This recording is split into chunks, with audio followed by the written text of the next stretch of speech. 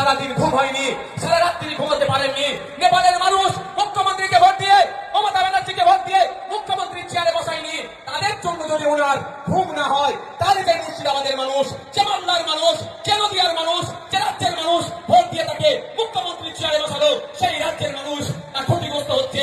তাদের জমি প্রতিনিয়ত গঙ্গাবাক্যে চলে যাচ্ছে, পদ্মাবাক্যে চলে যাচ্ছে। তাহলে তিনি কিভাবে শান্তির ঘুম ঘুমাচ্ছে? তাহলে মানুষের সাথে, মুর্শিদাবাদের মানুষের সাথে, তারানগরের মানুষের সাথে, মালদার মানুষের সাথে, নদিয়ার মানুষের সাথে বিচারিতা হচ্ছে না ভাই? উনি নেপালের মানুষ, ওনাকে কোনোদিন ভোট দেয়নি, ওনাকে মুখ্যমন্ত্রী নেপালের মানুষ করেনি। উনি নেপালের জন্য চিন্তিত, সারা রাত ঘুমাতে পারেনি। আর যারা আপনারা ভোট দিয়ে ওনাকে মুখ্যমন্ত্রী বানালেন, তাদের জন্য উনি একটু চিন্তা করছেন না কেন বলুন তো? মেঘ না চাইতে পানি পেয়ে যাচ্ছে, মেঘের কি প্রয়োজন আছে? তাই আপনাদের বলবো, সামনের দিন আসছে, জবাব দেওয়ার সময় এসেছে।